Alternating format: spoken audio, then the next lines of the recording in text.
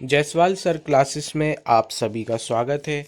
आज हम रेलवे में ईएलपी एग्ज़ाम में पूछे गए प्रीवियस ईयर क्वेश्चन पेपर के रीजनिंग के सवाल करेंगे, जो कि 2018 में आए हुए थे। ये देखिए 2018 का 10 तारीख 10/8/2018 का पेपर है। ठीक है, एएलपी टेक्नीशियन का जो एग्ज़ाम हुआ था, इसमें हम रीजनिंग के क्वेश्चंस देखेंगे। इसमें क्वेश्चन नंबर 3 जो रीजनिंग का है, क्वेश्चन नंबर 3 में हम आते हैं सीधे। क्वेश्चन नंबर 3 देखिए, यहाँ पर क्या दिया हुआ है। क्वेश्चन नंबर 3 में एक वक्तव्य दिया हुआ है। रेलगाड़ी के किराए में तत्काल प्रभाव से 25% की वृद्धि हुई है। ये वक्तव्य दिया जा रहा है। तो क्या मान्यताएं रही होंगी? लोग वृद्धि के बावजूद भी रेलगाड़ी द्वारा यात्रा करना पसंद करते हैं। दूसरा, परिवहन के अन्य साधन भी किराए में वृद्धि करवा सकते हैं। तो इनमें से कौन सी मान्यताएं निकलेंगी? तो देखिए, इसमें जो आपका 25% किराया अगर रेलवे का बढ़ा भी दिया जाता है, उसके बावजूद भी लोग रेलगाड़ी से यात्रा करना पसंद करते हैं। तो ये इसकी मान्यता एक निकल जाएगी। लेकिन जो ये दूसरा बोल रहा है कि परिवहन के अन्य साधन भी किराए में वृद्धि करवा सकते हैं, तो ये आंसर नहीं होगा। ठीक है, तो इसमें से सिर्फ मान्यता एक निहित है। हम देखते हैं, केवल मान्यता एक निहित है, बिल्कुल। फिर इसके बाद क्वेश्चन नंबर सीधे 12 है, जो कि रीजनिंग का है।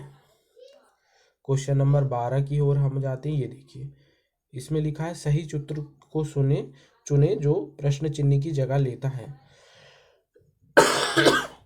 इसमें से टोटल 4 ऑप्शंस दिए हुए हैं, तो इसका क्या आंसर हो जाएगा? देखिए, ऑप्शन ए में 3 तीर बने हुए हैं ऊपर की ओर और 3 आकृतियां बनी हुई हैं। फिर ये बी में नीचे की ओर तीर बन गए हैं, आकृति वैसी ही है।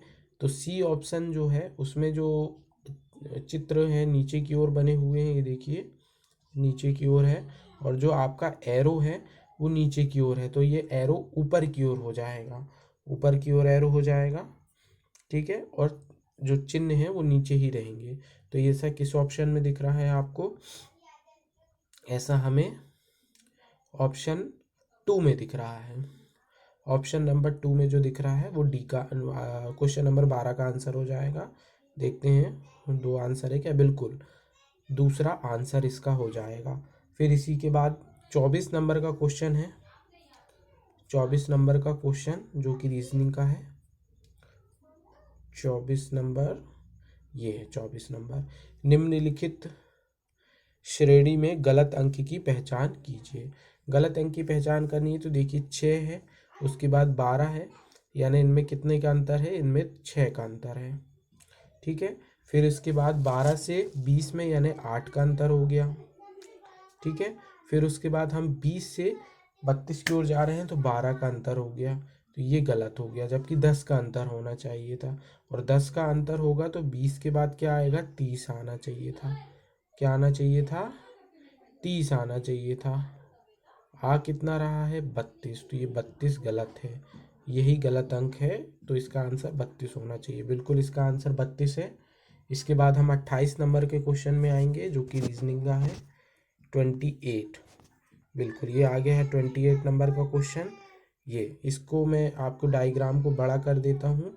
इसमें पूछा क्या गया है, जैसे ये जो बॉयज़ है, ये दिया हुआ है, जैसे रेक्टेंगल है वो बॉयज़ के लिए है, और जो सर्कल है वो एथलीट यानी खिलाड़ी के लिए है, और त्रिभुज जो है वो गर्ल्स के लिए है, और ये रेक्टेंगल अपना डिसिप्लिन लोगों के लिए है, अनुशासन, जो बच्चे हैं अनुशासन में हैं उनके लिए है। तो हम देखते हैं क्वेश्चन नंबर 28 में कि पूछा क्या गया है। 28 में क्या पूछा गया है, यहाँ पे नीचे क्वेश्चन होगा। ये इसमें पूछा गया उन संख्याओं का जोड़ कितना है जो उन खिलाड़ियों को दर्शाते हैं जो अनुशासित नहीं है। पहली चीज़ तो खिलाड़ी के लिए अपन को किसकी ओर जाना है? खिलाड़ी के लिए एथलीट यानी सर्कल को देखना है, सर्कल के अंदर, और साथ में अनुशासन नहीं है, मतलब अनुशासित नहीं है। तो अनुशासित नहीं है, यानी कि ये रेक्टेंगल के बाहर की बात हो रही है। तो इस सर्कल के अंदर की वैल्यू होनी चाहिए, लेकिन रेक्टेंगल के बाहर। तो हमें कौन सी ऐसी संख्याएं दिख रही हैं जो ऐसी हो सकती हैं, वो मैं आपको जूम करके दिखाता हूँ। तो यहाँ पर एक 5 है, 4 है और 7 है। इनको अगर हम टोटल कर दें 5 + 4 + 7, इसका मतलब है 7 × 4 = 11, 11 × 5 = 16। इसका आंसर 16 हो जाएगा। 16 इसका आंसर होना चाहिए जी। ये देखिए 16 आंसर है इसका। इसके बाद हम क्वेश्चन नंबर 31 में आते हैं। क्वेश्चन नंबर 31, ये भी आपका रीजनिंग का सवाल है। इसमें भिन्न चिन्ह है, इसकी पहचान करनी है। तो देखिए इसमें जो शुरू के हैं ये सारे रुपी, मतलब किसी तरह के करेंसी के चिन्ह हैं, बट ये जो ए है ये अल्फ़ाबेट का चिन्ह है, तो ये भिन्न हो जाएगा। ठीक है। फिर उसके बाद आपका 35 नंबर का क्वेश्चन है।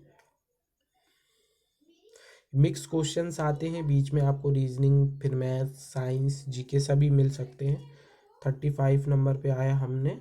इनमें देखिए आपको दिया है कि भाई जिस तरह से प्यूपल और पर्सन एक दूसरे से संबंधित हैं, उसी प्रकार से क्या संबंधित होगा। तो प्यूपल जो होता है वो बहुवचन हो जाता है और पर्सन होता है एक वचन, यानी सिंगल और प्लूरल।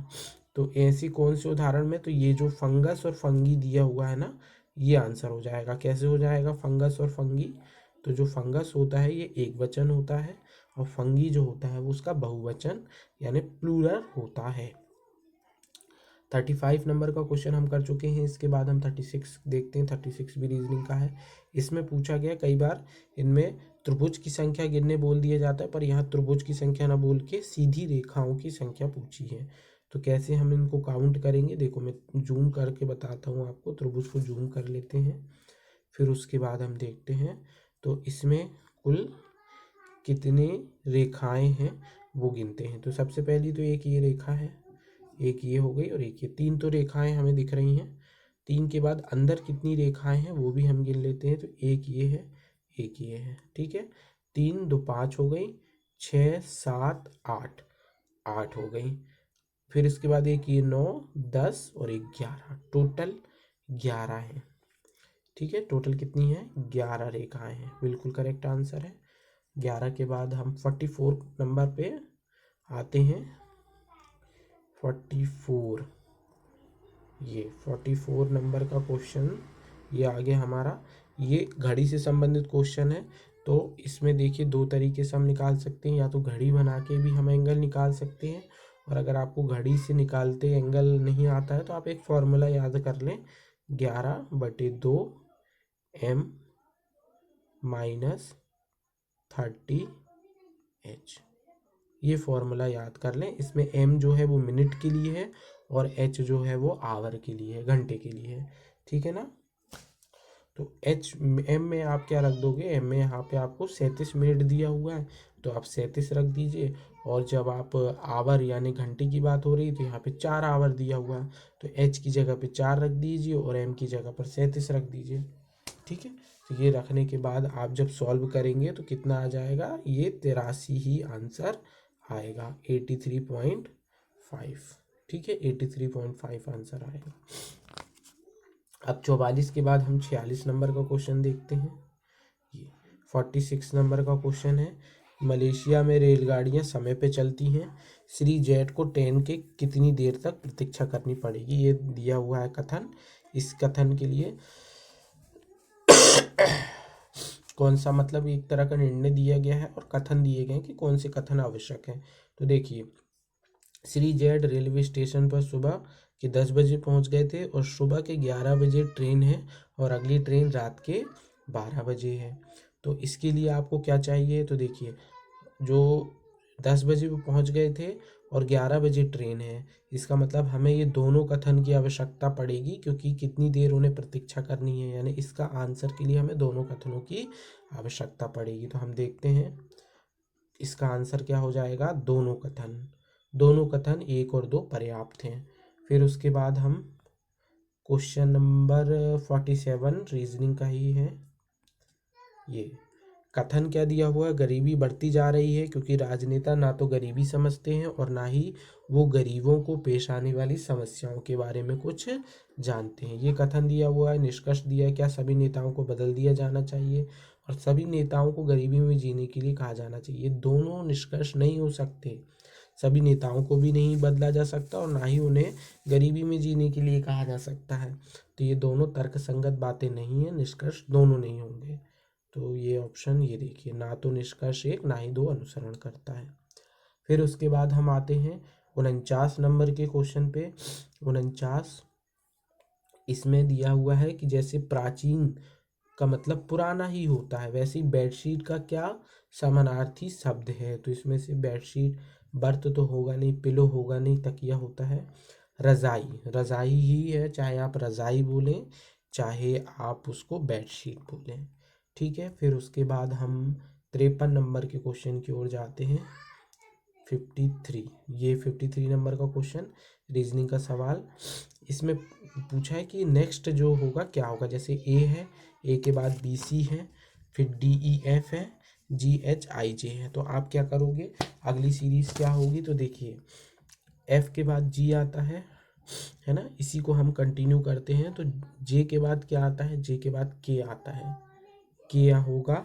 फिर उसके बाद अब हर उसमें सीरीज में एक एक अल्फ़ाबेट बढ़ रहा है, A B C D E F G H I J K L M N O, 5 आ जाएंगे इसमें अल्फ़ाबेट। तो ये आंसर होगा के एल एम एन ओ।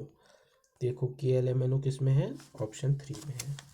फिर उसके बाद 55 नंबर का क्वेश्चन, ये 55, कुछ अभिनेता व्यापारी हैं, सभी व्यापारी बुद्धिमान हैं। इसको हम बेनारेक से कर सकते हैं।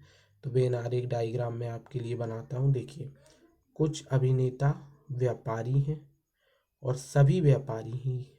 अभिनेता को ए से डिनोट करते हैं, एक सेकेंड, सर्कल बना देते हैं, जैसे ये सर्कल है। फिर उसके बाद ये अभिनेता के लिए हो गया, इसके लिए हम इसको ए से डिनोट कर देते हैं कि ये अभिनेता है।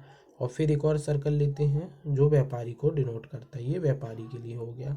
व्यापारी को हम बी से डिनोट कर देते हैं, ये व्यापारी बी। फिर उसके बाद सभी व्यापारी बुद्धिमान हैं, तो हम सारे के सारे जो व्यापारी हैं ये क्या हैं, बुद्धिमान है। हम ऐसा बना देते हैं, ये हो गया। बुद्धिमान है तो अब इंटेलिजेंट है, तो इसको हम आई से डिनोट कर देते हैं। ठीक है ना। अब आपको हम निष्कर्ष पूछा गया है कि क्या सभी अभिनेता बुद्धिमान हैं। तो क्या सभी अभिनेता बुद्धिमान हो सकते हैं, नहीं। और बोला है सभी व्यापारी अभिनेता हैं, तो क्या सभी व्यापारी अभिनेता हैं, ये भी ऐसा नहीं हो रहा है। इसका मतलब है कि दोनों निष्कर्ष नहीं निकलेंगे। अब हम चेक कर लेते हैं। ये देखिए, ना तो एक ना ही दो अनुसरण करता है। 56 नंबर का क्वेश्चन भी है। 56 नंबर का क्वेश्चन है, प्राकृतिक संख्या ए बी सी डी ई में विषम संख्याएं कौन सी हैं। तो अब इसमें विषम पहचानने के लिए क्या वक्तव्य दिया है कि ए बी सी डी ई प्राकृतिक, ये तो पहले ही दे चुका है। बी अभाज्य संख्या, तो अब आप सोचिए, ये इन्होंने बोला है बी अभाज्य संख्या। और अभाज्य संख्याएं क्या होती हैं, अभाज्य संख्याएं हमेशा विषम नहीं होती हैं। अभाज्य संख्याएं में देखिए आप, जो 2 होती है ये सम अभाज्य संख्या है, सम अभाज्य संख्या। और बाकी सारी जो संख्याएं होती हैं वो विषम अभाज्य संख्या होती है। इसका मतलब है कि ना ही वक्तव्य 1 और ना ही वक्तव्य 2 हमारे आंसर के लिए पर्याप्त है। ठीक है। ये दिए गए प्रश्न का उत्तर देने के लिए ना तो 1 ना ही 2 पर्याप्त है। फिर 57 नंबर का क्वेश्चन भी रीजनिंग का है। जैसे परीक्षा में सफलता मिलती है वैसे ही मैच में क्या मिलता है, आपको जीत मिलती है। तो जीत को हम यहाँ देखेंगे क्या दिया हुआ है, हाँ विजय दिया हुआ है, यानी विक्ट्री दी हुई है। तो इसका आंसर ये हो जाएगा। 57 के बाद 60 नंबर के क्वेश्चन में आते हैं। 60 नंबर का क्वेश्चन में पूछा क्या गया है, नीचे दी गई प्रत्येक आकृति का केवल एक बार प्रयोग करके 3 समूह बनाइए। इस तरह से बनने वाले 3 समूह क्या हैं। तो इसमें समूह बनाना है कि सेम आकृति या सेम कॉन्सेप्ट किस में फॉलो किया गया है। तो मैं पहले को देखता हूँ, जैसे एक आकृति है उसके अंदर दूसरी आकृति है, ऐसा किन में किया गया है। तो इस ऐसा किया गया है आपका पहले में। फिर थर्ड नंबर देखिए, थर्ड में भी एक आकृति के अंदर दूसरी आकृति है, और ऐसा 9 में भी किया गया है। एक ग्रुप ये बन गया। फिर ऐसा दूसरे वाले को देखेंगे तो दूसरे वाले में जो आकृति बनी हुई है उसको 2 लाइनों से क्रॉस कट किया गया है। तो ऐसा दूसरा का है, और दूसरा 5वें में भी ऐसा ही किया गया है, और 6वें में भी ऐसा किया गया है। ये एक पेयर हो गया। इसके बाद आप चौथी वाली आकृति देखिए। चौथी वाली आकृति वर्ग की है, उसके बाजू में एक वर्ग बना हुआ है। और फिर इसके बाद आप 7वें वाली आकृति में भी सेम ऐसा देखेंगे, और 8वें में भी ऐसा देखेंगे। तो ये पेयर मिलेंगे आपको 139, 256 और 478। क्या ऐसा है? अभी हम चेक कर लेते हैं नीचे। 139, ये देखिए 139, 256, 478, ऑप्शन 3। फिर इसके बाद क्वेश्चन नंबर 60 के बाद आपको 63 नंबर के क्वेश्चन में आना है। 63, हाँ, ये दिया है दिशा से, यानी कि डायरेक्शन से संबंधित क्वेश्चन है। डायरेक्शन वाला क्वेश्चन हम इसको सॉल्व करके देखते हैं। एक व्यक्ति पूर्व की ओर, एक सेकेंड, ये अब देखते हैं। एक व्यक्ति पूर्व की ओर 10 किलोमीटर चलता है, यानी यहाँ चला 10 किलोमीटर। फिर उसके बाद दाईं ओर मुड़ जाता है। दाईं ओर का मतलब है नीचे की ओर जा रहा है। कितने? 8 किलोमीटर चलता है। फिर उसके बाद बोल रहा है कि फिर बाईं ओर मुड़ जाता है। बाईं ओर यानी कि अपनी बाईं ओर, यानी इधर की ओर जाएगा, और 6 किलोमीटर चलता है। कितना चलेगा? 6 किलोमीटर चला मान लीजिए। अब बोल रहा है कि वह अपनी प्रारंभिक बिंदु, यानी यहाँ से यहाँ पर किस दिशा में है। तो आप देखिए वो अभी पूर्व की ओर तो चल रहा है, लेकिन साथ में नीचे भी जा रहा है। तो ये क्या कहलाता है? जब इस तरह से जाया जाता है तो ये कहलाता है दक्षिण पूर्व। तो ये दक्षिण पूर्व दिशा की ओर जा रहा है, बिल्कुल चौथे ऑप्शन में है। फिर उसके बाद अपन सीधे 71 नंबर के क्वेश्चन में आते हैं, जो कि रीजनिंग का सवाल है। 71, ये 71 नंबर में बोला है कि भाई ये एक आकृति दी हुई है, तो ये चौथे नंबर की आकृति कौन सी होगी। तो आप देखिए क्या हुआ है, अगर हम इनकी नंबरिंग करें तो ये वाली जो आकृति है और ये वाली आकृति, इन दोनों को एक 90 डिग्री घुमा दिया गया है। ठीक है, देखो कैसे, आप इधर समझें। जैसे ये है और ये है, ऐसी आकृति है सेकंड बॉक्स में, उसको इस तरह से 90 डिग्री घुमा दिया गया है। तो उसी तरह से जब ये आकृति होगी ये, तो इसे क्या किया, इसे भी 90 डिग्री घुमाएंगे तो ये कैसा हो जाएगा, इस तरह से बन जाएगी। ठीक है, इस तरह से ये आकृति बन जाएगी। तो ये किस ऑप्शन में मिलेगी आपको? ऑप्शन नंबर 1 में ही मिल गई है, तो इसका आंसर 1 हो जाएगा। अब 73 नंबर का क्वेश्चन है। 73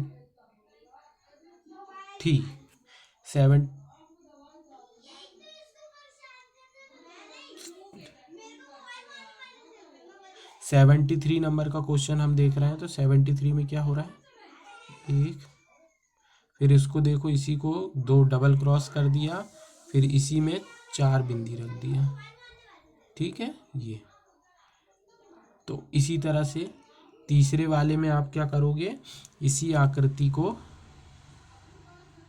4 जगह बिंदु लगा देंगे। ठीक है, इस तरह से। ऐसी आकृति किस ऑप्शन में मिल रही है आपको, देख लो, बी में मिल रही है। तो बी में है बी आंसर हो जाएगा, ये है ऑप्शन 3 में बी मिलेगा आपको। याद रखिएगा कि जो ऑप्शंस हैं वो ज़रूरी नहीं है कि बी ऑप्शन आपको दूसरे में ही मिले। जैसे यहाँ पर बी ऑप्शन है, वो आपको ऑप्शन 3 में मिल रहा है, तो इसका आंसर क्या हो जाएगा, 3 हो जाएगा। इसके बाद 74 नंबर का क्वेश्चन भी रीजनिंग का है। एक्स वाई को सलाह देता है कि यदि वह प्रबंधन की पढ़ाई करना चाहता है तो उसे IIM जाना चाहिए। तो इससे क्या पूर्व धारणा है, इससे ये पूर्व धारणा निकलती है कि जो IIM है, यानी इंडियन इंस्टीट्यूट ऑफ मैनेजमेंट, वो एक उत्तम प्रबंधन शिक्षा प्रदान करता है, बिल्कुल। और XY द्वारा दी गई सलाह सुनता है, बिल्कुल। अगर XY को सलाह दे रहा है, इसका मतलब है XY की सलाह को सुनता है, तभी वो सलाह दे रहा है। ठीक है, तो इस तरह से टोटल हमारे जितने भी टोटल 75 क्वेश्चन आते हैं। ठीक है, 75, हाँ इसमें 75 नंबर का क्वेश्चन भी रीजनिंग का है। एक क्वेश्चन है कि भाई, एक सेकेंड, ये क्वेश्चन है कि भाई ये आकृति दी हुई है, इसकी जल प्रतिबिंब यानी वाटर इमेज कैसी होगी। तो वाटर इमेज हमेशा कहाँ की ओर बनती है, नीचे की ओर बनती है। जैसे यहाँ पे वाटर है हो गया, ठीक है, तो इसकी इमेज उल्टी करेंगे हम, तो ये जो सिरा है ये नीचे की ओर चला जाएगा और ये वाला हिस्सा ऊपर की ओर चला जाएगा। तो ऐसा किस ऑप्शन में आपको दिख रहा है, एक सेकेंड,